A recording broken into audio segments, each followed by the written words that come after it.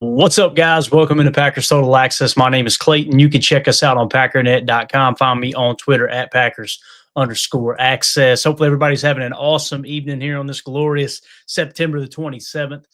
Just a great day of college football wrapping up. Obviously, got Georgia and Alabama about to kick off. That should be a dandy. Had upsets galore today as well. Notre Dame boat raced. Who was it they boat raced? I can't remember who they played now, but Notre Dame gets the dub today. That's nice to see them continue on their winning streak. You've seen a lot of athletes, a lot of football players that are going to be playing in the NFL here real soon. Love just kind of following college football, which essentially is the minor leagues for the NFL. It's a lot of fun. So on tonight's show, though, guys, we're going to continue with our game plan segment. All right. And we're going to dive into the Packers defense against the Cowboys offense and talk about some key analytics, maybe where the rankings lie, who has the edge in each category.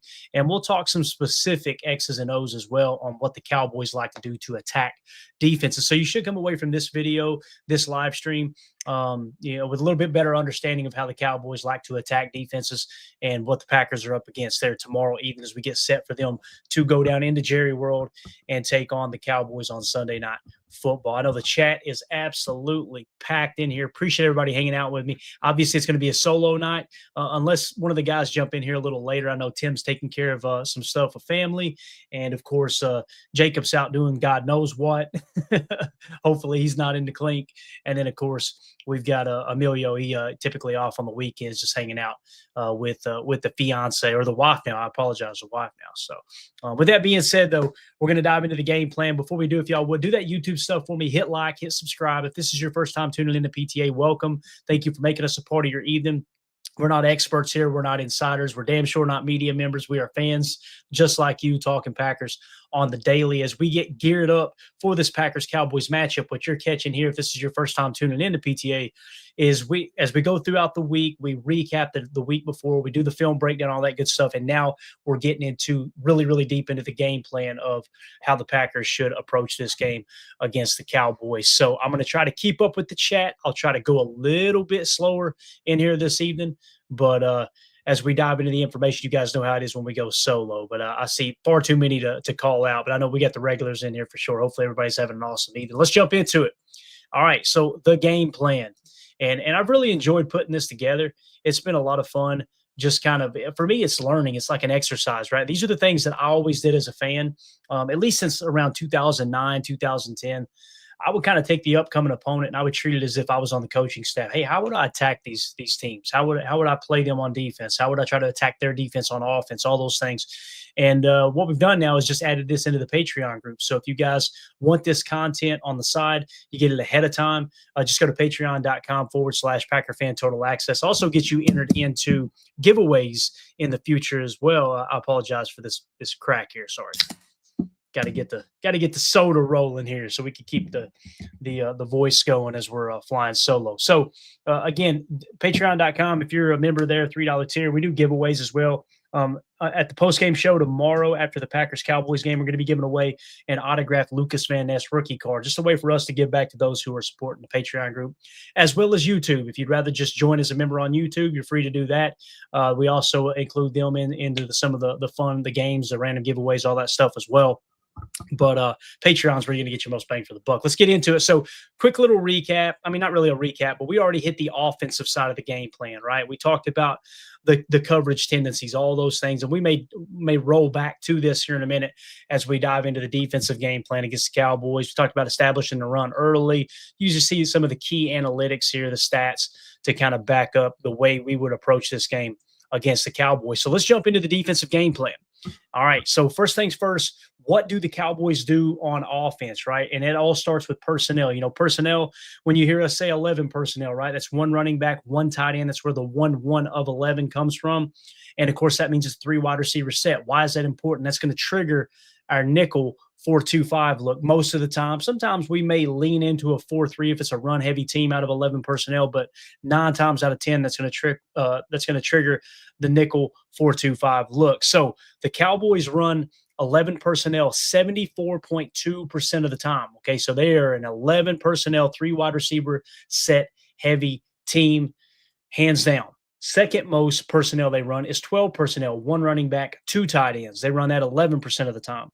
then 21 personnel 7.2% of the time, then 22 3.4% of the time. Okay. So they don't very, very, very rarely do they go with an 0-1 set, which is essentially no running back, one tight end, four wide receivers, spread everything out type look. Now they may go with an empty spread look out of an 11 personnel. I'm sure they do that quite often, but nonetheless, the point here is you should see our nickel defense on the field quite often. However, there's a little caveat this week, right?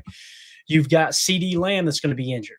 Okay. You've also got a couple starting offensive linemen that are injured. So maybe the Cowboys say, hey, let's press into 12 a little bit so we can have two tight ends chip a little bit more. I wouldn't be surprised if you see that 11% maybe jump up to a 15% for this coming week. We'll see how that falls into place as well. But again, 11 personnel is predominantly what they run on offense. Let's talk about what their favorite plays have been. Okay. Now listen, this is strictly in the passing game. I didn't spend much time at all on the running game. So I wanted to highlight, and this is how I like to scout teams, and I even like to self-scout the Packers. Being a Packer fan, I call it self-scouting. Obviously, I'm not on the staff, or else they would have a much suckier record. But I like to look and go, okay, where are their explosive plays coming from? Who are the players making those explosive plays? What are the formation, the sets, the personnel that they're making those plays on as well? Okay, so what I've identified is three players. Now, I'm going to mention CD Lamb, even though he's out for this game against the Packers. And the reason I'm going to mention him is because they'll probably try to fill someone else into that role and still accomplish the same thing they've been doing up to this point because they've had a pretty effective passing offense. Dak Prescott's, I think, the second highest rated quarterback or graded quarterback according to PFF. Now, I think he's thrown 3 interceptions. I want to say 3 touchdowns, 3 picks. I could be wrong on those numbers. We'll try to dive into them here on the back side of the show. However, this is the first play that came to mind here. You're going to notice all these are from the Giants game. For the most part, they are. It isn't that I just went and watched the Giants game. These were the most explosive plays from all 3 games early in the season here. And you like to look at the most recent way that they're attacking defenses. That seems to be the hot hand that they will continue to play. It just so happened to be against the Giants. No surprise there, right? So the first play, 12 ace nasty, 26 fake, strike, Y leak, U safe, and it's a 33-yard pass to CD Lamb. So again, what is that 12 ace nasty? This is one of the rare times, like we said, 11% of the time they're in 12 personnel. Notice they're in a balanced 12 look, right? So you got 2 tight ends, 2 wide receivers. They're in nasty splits inside the numbers, and they're going to run a 26 fake. So they're kind of showing an outside stretch play on here. We're not going to roll the video for copyright purposes, but we've drawn the play out here just to give you an idea of how they're going to try to attack the Packers defense. So again, 26 fake, that just means 2 is the running back, is the first number. 6 means they're going off tackle, outside run right. The even numbers are to the right. If this was to the left, then you would call it a 27. It would be the play call here, a 27 fake. So they're going to fake an outside stretch. It's not a boot action, not a rollout. It's just a deep set so that Dak Prescott can kind of get set and deliver the pass. So strike, what's strike? Strike concept is really simple. On one side of the formation, you have a go route or a deep route. It could be a post. It could be a corner. But what makes it a strike concept is on one side of the formation, you got a receiver going deep, and on the other, you've got a climb or a crosser coming across. And the goal there is to stretch the defense vertically on that side and then hit the second window. Although there is a first window, you could hit that crosser in, that climb in, right? And the reason I'm saying crosser and climb, everybody uses a little bit different terminology when you're coaching football. A climb route is essentially a deep crosser route. Okay. Some people call it climb because there's some choice aspects. So you're just climbing through the defense to find the open spot. But predominantly, it's going to look mostly like a crosser, if that makes sense. So again, that's the strike concept. The go on the left side with the 1, and then you've got the crosser or the climb off the opposite side. You're clearing out deep, and then you're trying to hit the space that's void underneath. They nail CD Lamb on this play, the crosser here, for 33 yards. Now, the reason I mention that, once again, what have we noticed about Hafley's defense this year? Early in this 3-week season so far, we've shown Hafley shown a lot of cover 1 man, not more than any other defense, but just he started off last week was a lot of cover 1 man, and that put him up in, I think, the 20 percentile, something like that, in terms of his defensive play calls. So I mention that because when you're playing cover 1 man, the number 1 beater for that are crossing routes, in my opinion. That's the way we typically attack defenses, which surprised me last week. And one of the reasons why I felt like the offense struggled for Matt LaFleur was we didn't have a whole lot of crossing concepts. We were running a lot of deep digs and outs along with it.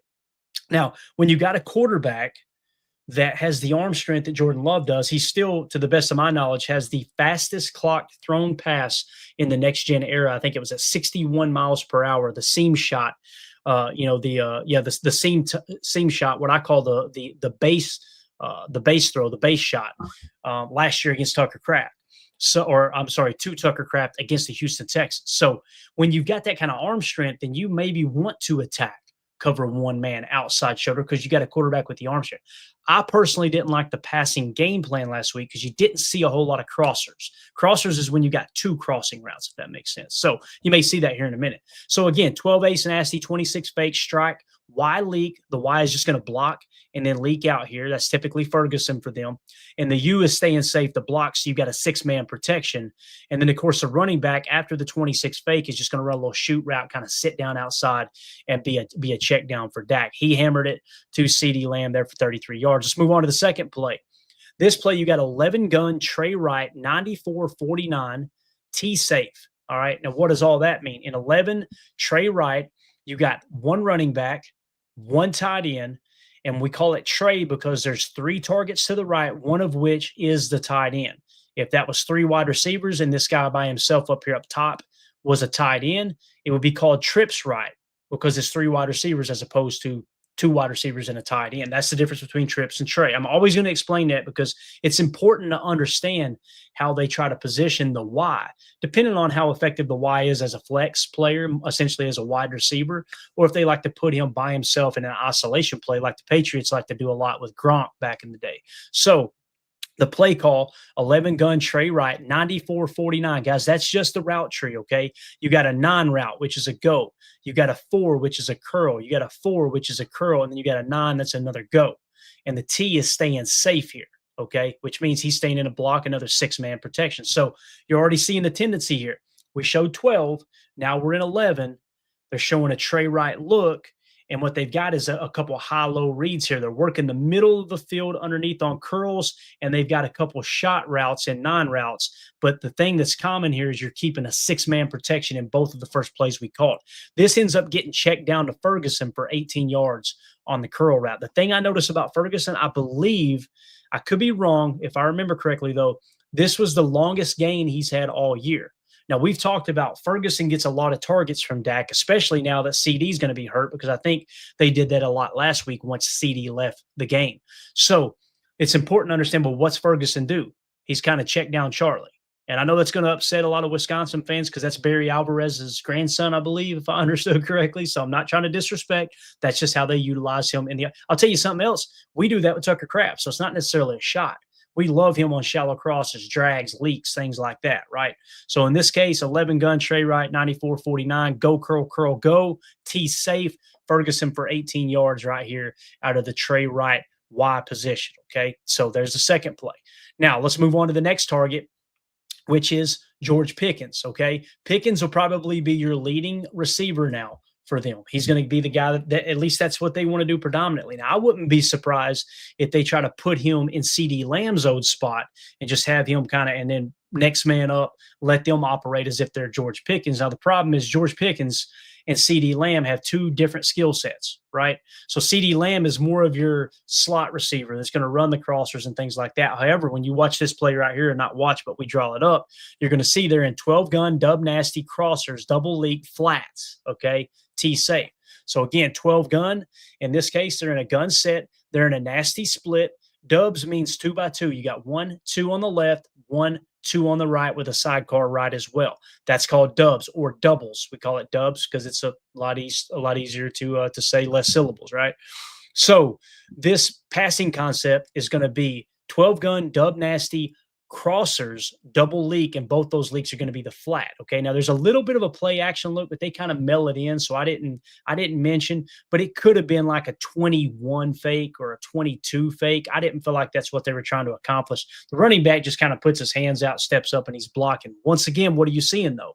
You're seeing a 6-man protection. It starts off as an 8-man protection, but then you got the double leak, meaning the tight ends are going to leak out in the flat here. Here's the crosser concept we were talking about. Okay.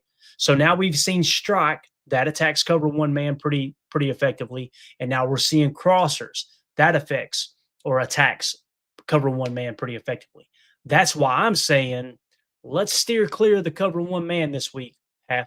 Let's make them read the defense. Let's go with a little cover six match. Let's go with a little cover three look. Let's kind of stick to that this week. And also, when you're in a zone defense, if you kind of erase the match for a second and you just play spot drop right out of cover three, or if you want to play a little country quarter, something like that, you've got your eyes on Dak all day long in case he tries to scramble, right? So just wanted to mention that. Now, again, the crosser, this right here was George Pickens up top, the one left.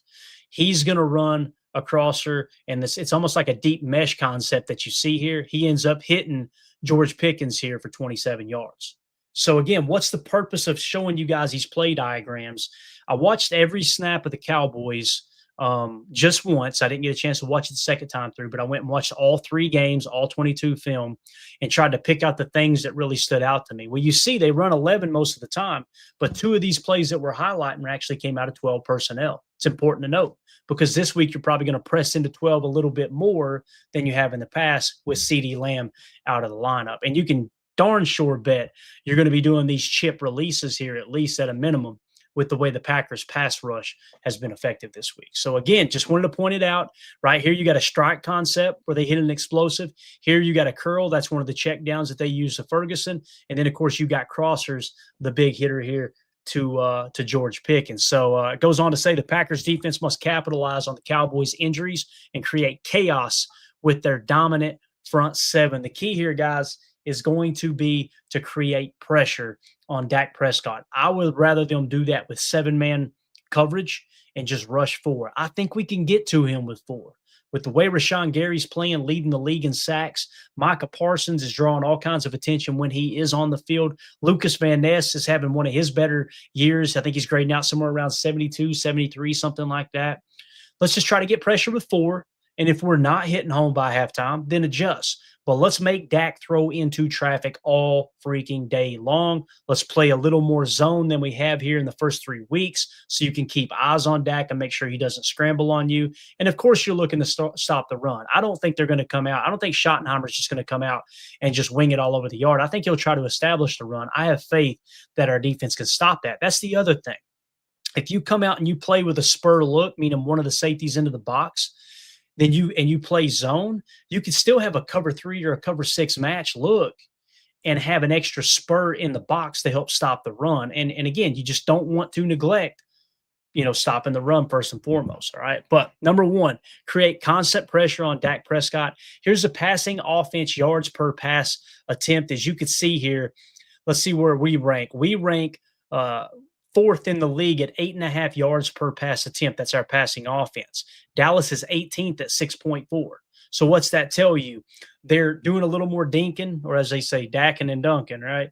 I've heard them call it dink and dunk Dak many times before.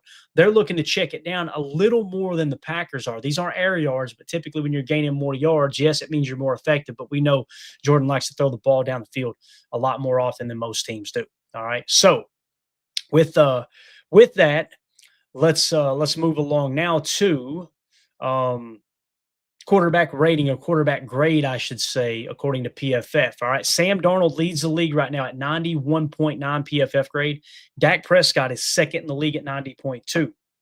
Jordan Love, 9th in the league at 79.6. Now, why do we mention that? The fact that Dak has such a high grade tells me that he's making the right decisions on the field. Now, even though those yards per pass attempt are lower than Jordan Love's, you see the grade is higher. To me, that tells me he's being a little more effective playing within the scheme. But again, a lot more dinking and dunking and probably less explosives in that regard. So with that being said, you look at that matchup there. Dak Prescott, guys, he's the Tuesday player this week. We got to stop Dak Prescott. We got to stop the passing game. If we come out and we neglect to run a touch and they end up beating us by running the ball, for me, that's a lot easier to live with than to just go out there and go, nope, we don't think Dak can beat us, when all signs are pointing to him having a great year. That makes sense. So I would rather them play left-handed, force them to play left-handed, i.e., lean on the running game, than just go out there and be too aggressive in our run fits and let Dak Prescott wing it all over the yard and rack up explosives. All right. So unleash Micah Parsons and Rashawn Gary. The most critical element of the game plan is leveraging Micah Parsons against his former team. Parsons' motivation will be high, and his consistent pass rushing pressure, 15 quarterback pressures this season, will force Prescott into mistakes. Now, you'll notice here we mentioned the pressures, right? I want to say that Parsons is leading the league in pressures, I believe. Regardless, he's leading the Packers in pressures, no doubt. But Rashawn Gary's leading the Packers in sacks with 4.5. So again, let's get pressure with 4 with those guys. Break out that cheetah package. You go with the cover 3 zone. Anything that's 3rd and 6 or higher, meaning a 3rd and long look, like 3rd and 7, 3rd and 8, 3rd and 13. Let's get them in those spots to where they have to pass in those 3rd and long looks, and let's just get pressure with 4. That should be the goal here. You'll probably see a little touch spine going on with our one tech just to keep Dak from scrambling all over us as well. So if you do want to go to a man coverage look, again, I'm not saying we should, but Hafley's got to mix that in. You're not just going to run 100% zone all night. I'm not saying you should. If you play man coverage on those man coverage calls, have that one tech, whether it's Carl Brooks or Kobe Wooden, line up in the one tech, basically meaning the A gap in between the center and the guard, run that touch spy, let him engage with both blockers, keep his eye on Dak, and then you're essentially playing a mid spy to make sure if Dak tries to scramble up the middle, you got a defender ready to smack him in the mouth. All right. So Devontae Wyatt, 2 sacks on the year.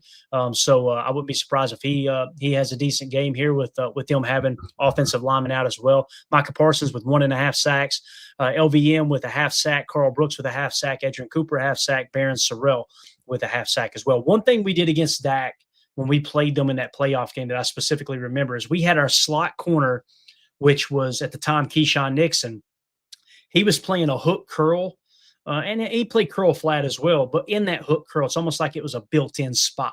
So if you want to fire a backer somewhere else and you want to have that nickel back or that star position kind of play a little bit deeper spy look, that's another way that you can keep Dak contained. I remember Keyshawn playing that hook curl spy and then attacking Dak as he scrambled right. Dak had no idea that he was going to blitz on him like it. Blitz on him, right? Because it was a design spy, and he ended up making the tackle or the sack in that specific spot. So exploit the weak offensive line. The Cowboys are missing key offensive linemen Tyler Booker and Cooper Beebe, which will open up opportunities for Parsons and the rest of the defensive front to pressure Prescott. So again, you look at the offensive grades, their highest graded offensive lineman, which was Tyler Booker, okay? He was grading out a 65.0. He is out this game. Right. If I remember correctly, you guys correct me if I'm wrong in the chat. I'm pretty sure Booker was out. We should probably let me do this real quick. Might be a little bit of dead time, but I just want to double check. Let me make sure that we've got that final injury report because I don't want to give you guys misinformation here. Let's make sure that he is out. I want to say he went on. Let's see. Tyler Booker is definitely out. Okay. And I want to say that Beebe went on IR last week. You guys correct me if I'm wrong in the chat. I believe that was correct. Yeah, Booker and BB out. Thank you, Joe. Appreciate that, buddy. There you go. I love the chat, man. You guys are awesome. Thank y'all for looking it up. So Booker out, right? Next, you got Brock Hoffman, a 63.1. He's their center, okay? Next, you got Terrence Steele, tackle, 60.8. TJ Bass, minimal snaps, it looks like, but a 60.0. Tyler Smith at guard, 56.0. Cooper Beebe, even though he's one of their better offensive linemen, he was grading out pretty bad this year, 53.9. He may have been banged up before he went on IR, to be honest with you. And then Tyler Gotton, you guys remember, was an offensive lineman that was graded right around where we had Jordan Morgan there, first-round grade on our boards. He's got a 45.9. So you see, this offensive line, guys, I know the Packers don't have any room to talk. Our offensive line's played like cheeks the first 3 weeks. But you could see how this would be just rush forward, man. There's no reason to try to simulate pressure and bring all these exotic blitzes. Let's make Dak second guess throwing that ball on the first and second read, knowing there's 7 in coverage, and let's get pressure on them. But it starts with stopping the run, obviously. Now, blitz selectively but effectively. Again, I'm not saying we shouldn't blitz at all. With the Cowboys missing their star receiver, CeeDee Lamb, the Packers can be more aggressive with their blitz packages, especially on third down. So you have room to make a few errors there because they don't have their number one receiver in. Now, George Pickens is the guy you probably want to bend the coverage towards a little bit. What do I mean by that? When we run a cover six look, let's just say it's a cover six spot drop. Whichever side that George Pickens lines up on, make sure that's your cover four side.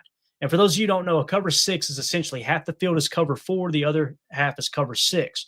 So what I mean is the two deep quarters look, that side of the field, the cover four side of the cover six, make sure that's on George Pickens' side. What does that mean? If George Pickens lines up as the X, let's say he's playing X, and they're in a Trey Wright look like we showed you earlier, and then all of a sudden they break the huddle, they come out, they show that formation, and then they call a quick shift, and they bring someone else to the other side and put Pickens on that side. If you had the quarters call on that left side, and now Pickens on the other side of the field, just flip your defense. Let's make sure the quarter stays on Pickens' side. It's not necessarily like, hey, we'll pick the pass off if they throw it there.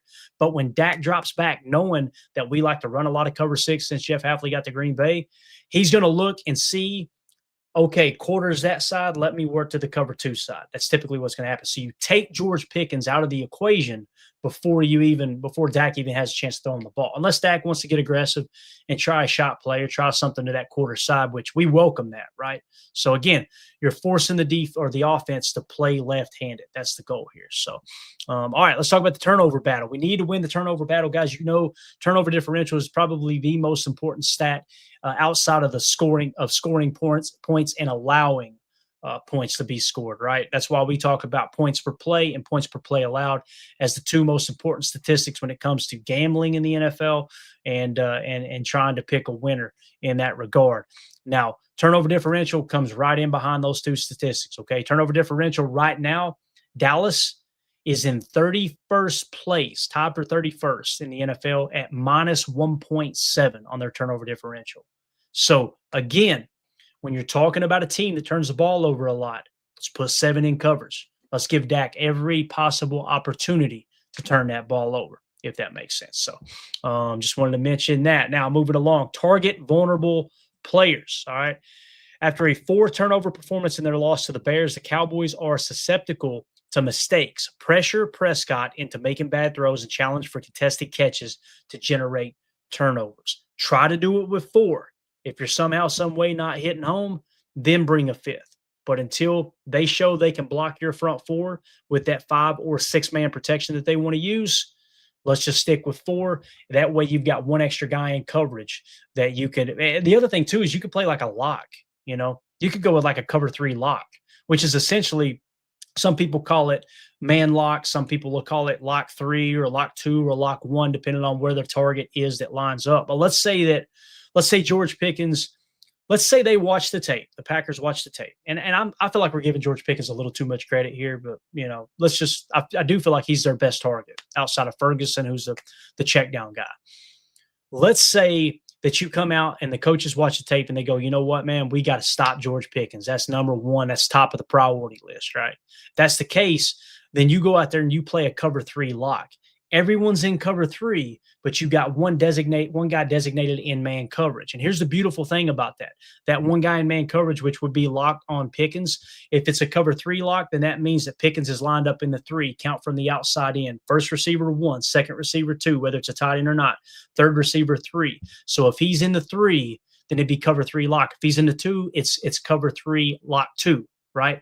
If he's in the 1, same thing, cover 3 1 lock or cover 3 lock 1.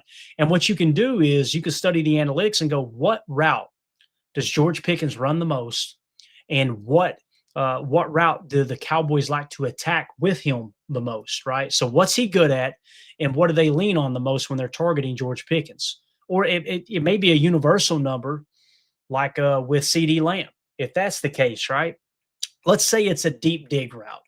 Then that lock defender, what you're going to do is bait him into throwing that dig. It doesn't mean you just sit inside leverage and deter them from throwing the dig. It means you know what they like to do, so you try to bait him into throwing that dig. You just got to be careful in the lock coverage, because that one guy in man coverage gets so focused on his assignment and he's got his eyes on his work, which would be George Pickens in this case, and you take yourself out of the run fit a little bit. So just got to be aware of that. as well. So, all right, next you've got forced fumbles with punch technique. With the Cowboys missing key offensive weapons, forcing fumbles will be a momentum killer.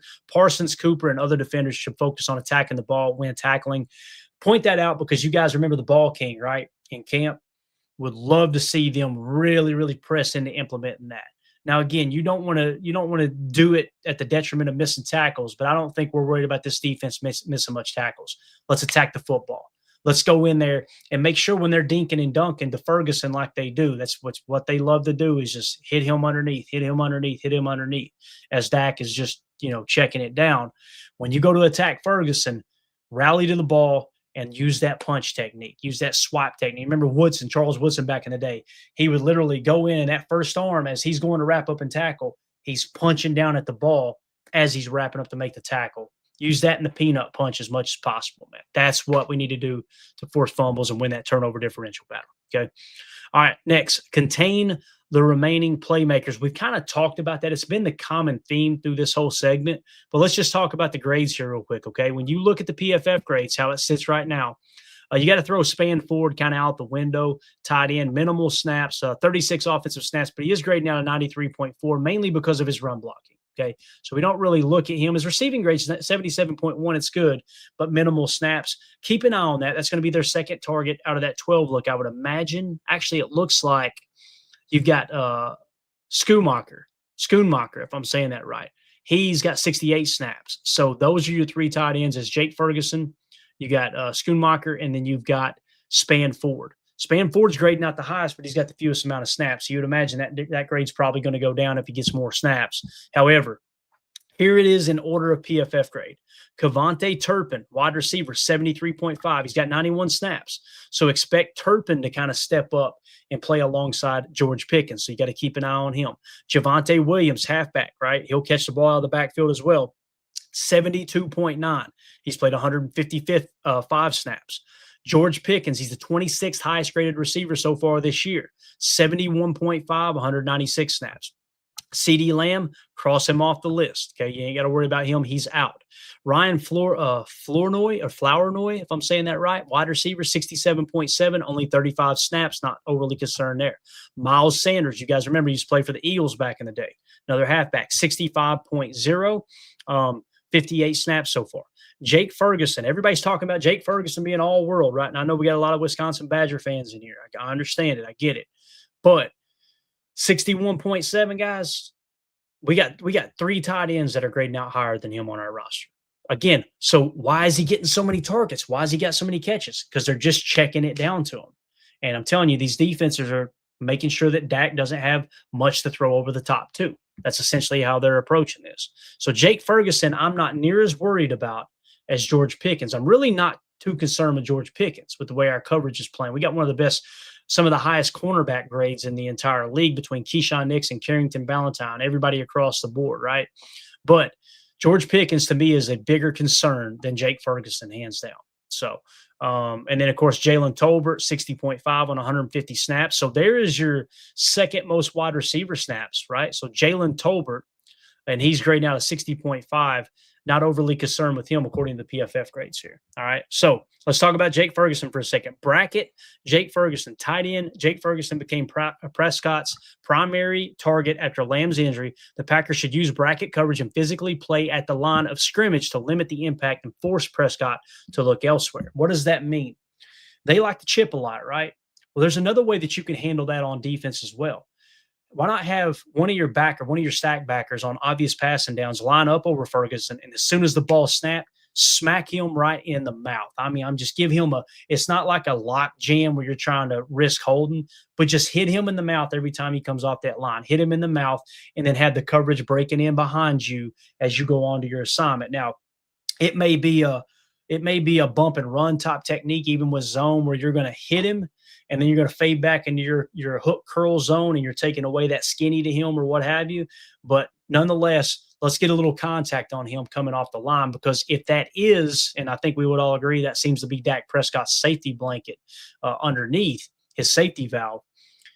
When you jam him at the line, most of the time those quarterbacks will kind of look off of him immediately, right? And they'll try to get to another answer to the equation. Or when let's say the read is 1, 2, then come to Ferguson on the check, that's opposite side. Let's say it's a dubs look, 11 dubs, and Ferguson's 1 of 2 on the right. And let's say it's a concept like a tosser concept or even a slot cross where it's go to the slant slash cross, then the dig, then come to Ferguson. If you've knocked Ferguson off balance, if you've knocked him off of their timing, then he's not going to be where Dak expects him. That's where you get off on a throw.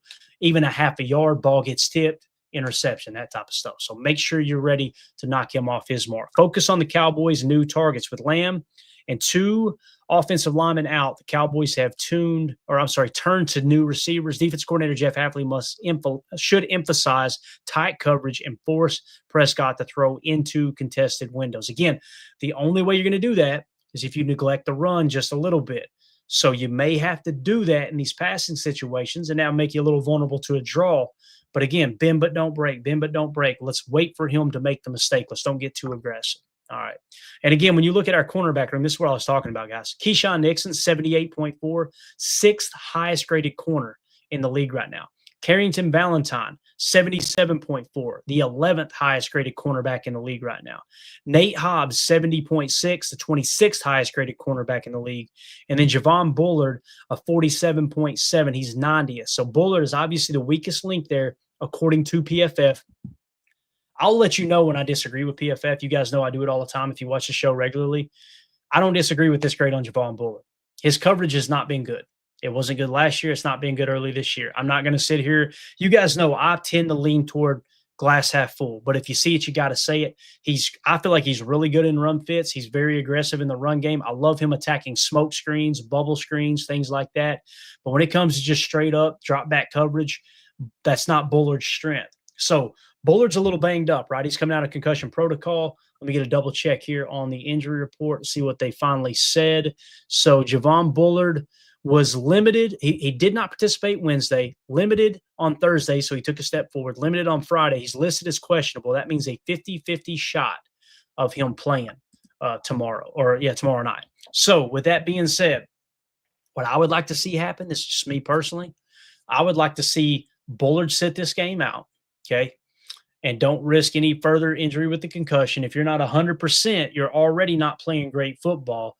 Let's sit him down, all right? Now, to the best of my knowledge, they only called up Lasita Smith. They signed Brant Banks from the practice squad to play offensive line, and they activated, I think, or called up Lasita Smith, I think is who it was. You guys double check me there.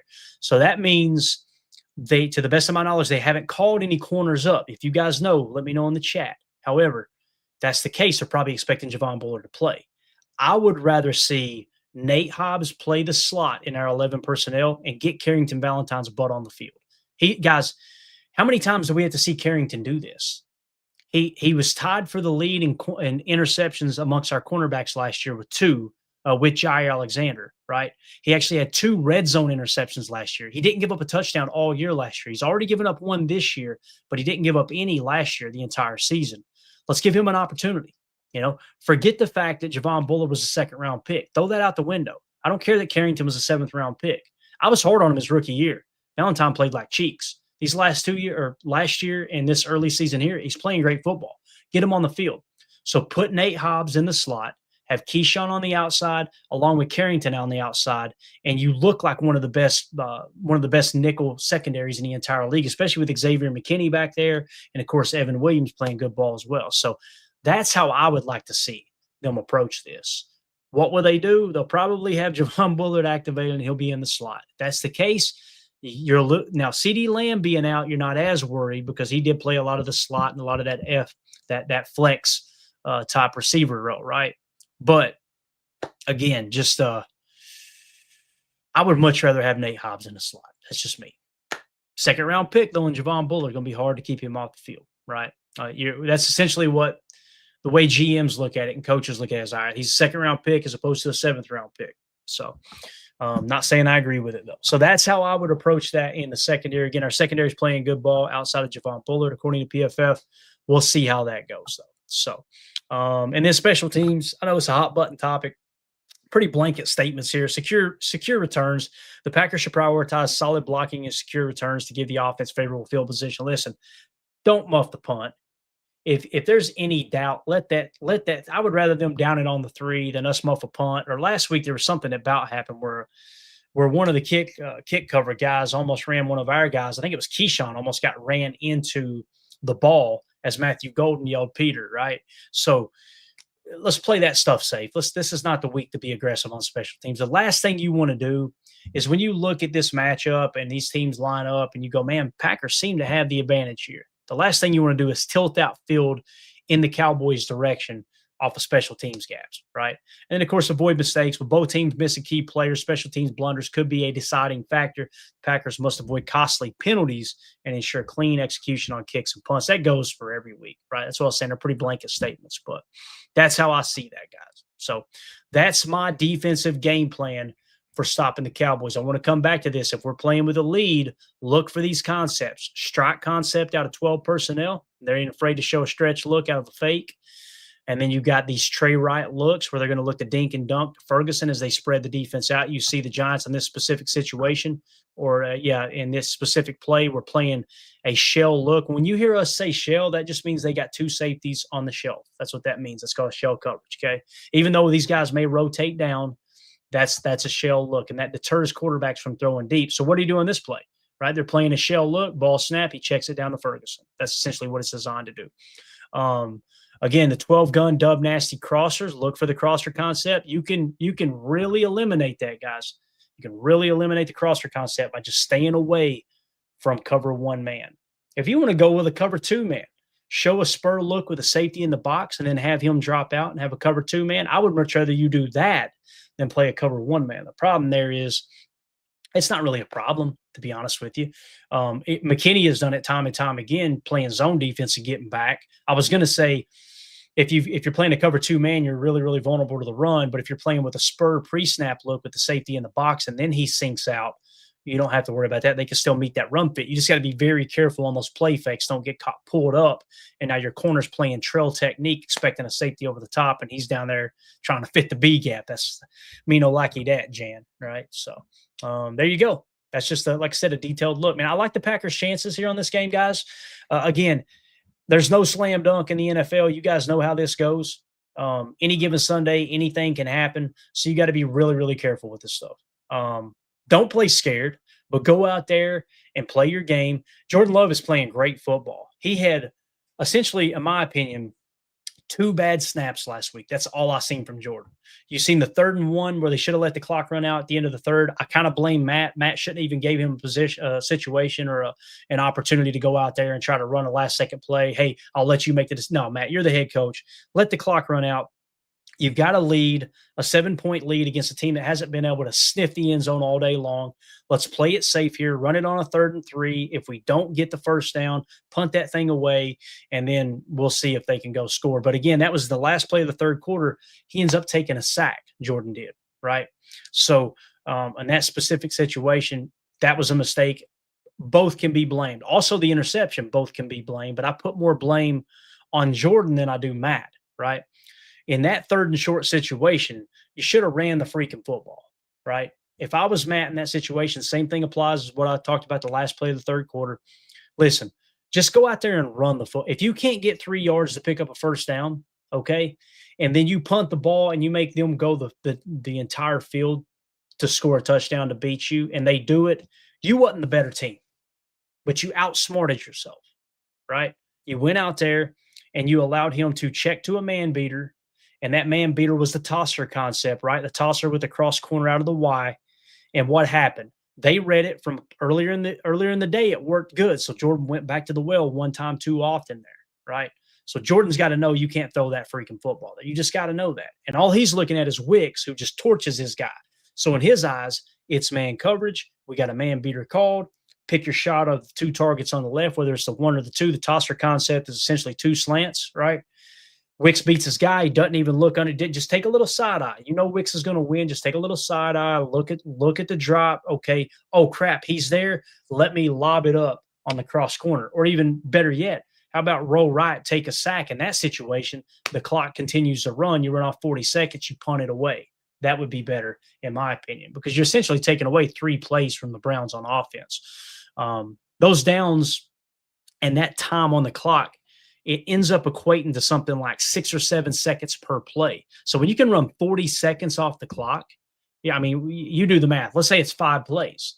And what I mean by is by the end of the game, when they're going no huddle and trying to go the length of the field, you've reduced their chances of winning by 5 plays, guys. That's astronomical when you got an offense that struggled as much as the Browns did. So I don't know if all that makes sense or not, but that's kind of where I'm at there. Let's dive into one more thing and then we'll wrap up here. Appreciate y'all hanging out. If you would, and again, the people watching this video later on, let us know in the comments what you think. All right. Make sure you hit subscribe. Make sure you click the bell icon so you're notified when we go live here in the future. But let us know what you think about that defensive game plan. Let me know what you disagree about. Let me know some stuff I missed. And let me know if you do agree too. It's nice to hear some agreement every now and again as well. God knows we need that if you spend any time on Twitter. All right.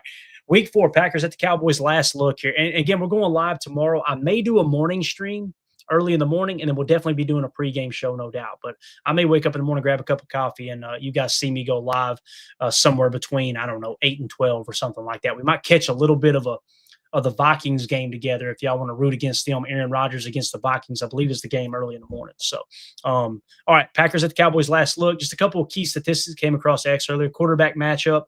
You see Jordan Love here. It says 2025 stats. So 67.9 completion percentage. Dak Prescott's got him beat at a 71.4. So Dak is playing very, very, very efficient here, okay? 663 yards passing for Jordan Love, 800 for Dak. Now, here's where Jordan's separating himself. 5 touchdown passes to Dak's 3. Jordan's thrown 1 interception. Dak has thrown 3.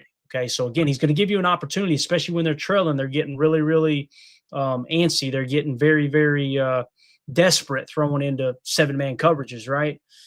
So look for those interceptions. Again, I love the way Jordan's protected the football outside of that one mistake last week. When you look at the PFF grades, once again, Dak Prescott, second highest graded quarterback at a 90.2. Jordan Love is sitting in the 7th spot at a 79.6. Also, Sleeper Packers tweeted this out, thought it was interesting. Jordan Love, the last time he played the Cowboys down in Jerry World, he was 16 of 21 for 76.2% completion percentage, 272 passing yards with 3 passing touchdowns, 0 picks, 0 sacks, a 157.2 passer rating, okay, and or QBR, or whatever it is in that case, and he got that playoff victory. Now, it's worth mentioning, when this game happened, Dan Quinn, who is now the head coach of the Washington Commanders, was the defensive coordinator. They play a whole lot of cover one man, okay? They play a lot of man coverage in general. They show some zero looks as well.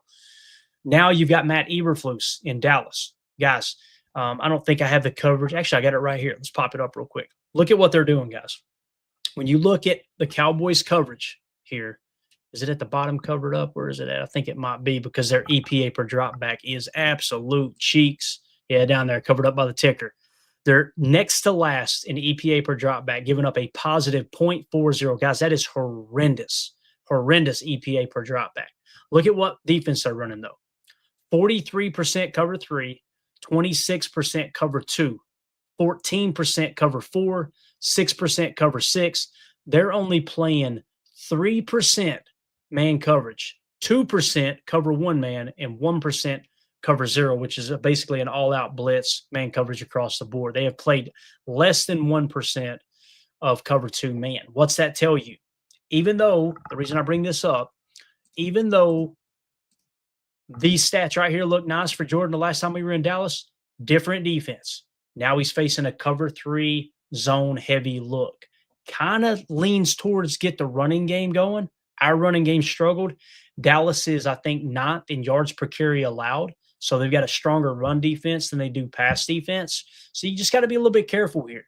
If they're going to play a lot of zone coverage, let's get some bubble screens going. Let's get some smoke screens going on the outside. If they're not matching up and they're not playing man align, let's take advantage of that spacing out there. Let's win that hat count battle. And then, of course, pass rush comparison. The Packers are 3rd in pass rush grade. According to PFF, the Cowboys pass blocking grade 31st. So just bring 4, man. Just bring 4. Don't get cute. Bring 4.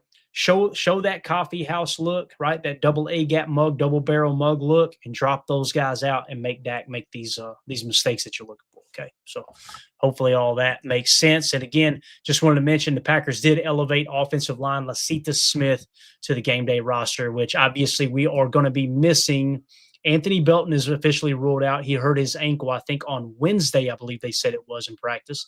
Zach Tom will be out with the oblique as well. Okay.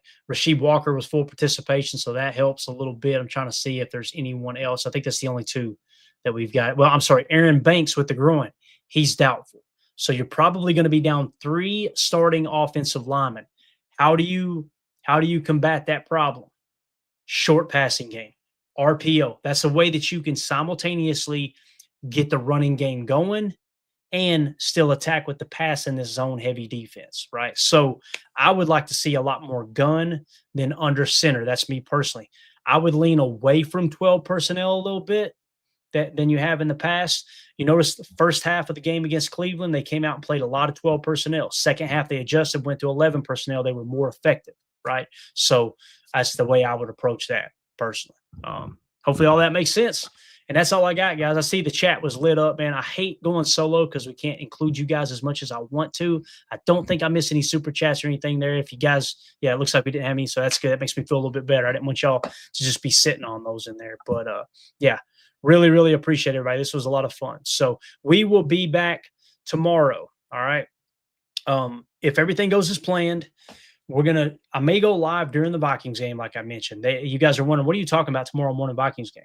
So tomorrow morning, I want to make sure it is the Vikings. I couldn't check to see if anybody confirmed it in there. Vikings week 4. Yeah. So it's going to be 9:30 a.m. Eastern time. So 8:30 Lambeau time. Okay. It's going to be the Vikings and the Steelers, and they're playing in Ireland. So what we may do is go live while they're live and give you guys scoring updates and just talk a little Packers Cowboys, hang out in there, have a cup of coffee and talk some ball. We will definitely be going live for the pregame show 1 hour before kickoff, and then immediately following the Packers Cowboys game, we'll be going live for the postgame show as well. So that's it, guys. That's all we got. Please, please, please. Respect oranges. Maybe Irish coffee. I don't know, man. Of course, Mandy is out of town. Mandy went to chat tonight, so might be a good morning to break out the old Irish coffee. We might do that, man. We'll see. Greg Rice. What's up, man? Love it. All right. We're out, guys. See y'all tomorrow. Make sure you hit like for me if you're new here. Thank you so much for tuning in. Everybody, thank y'all for tuning in. But please, please, please hit that subscribe. Click that bell icon so you're notified when we go live in the future. Everybody have a wonderful evening. Stay safe out there. And do me a favor, man. Go root on my Kentucky Wildcats. They're 2-1. They're playing South Carolina. Looks like it's tied at 7 right now in the first quarter. Let's see if these Kentucky Rednecks can pull out a dub down there in South Kakalaki. So everybody have a great night. We'll see you tomorrow. God. There we go. We're out. Bye, guys.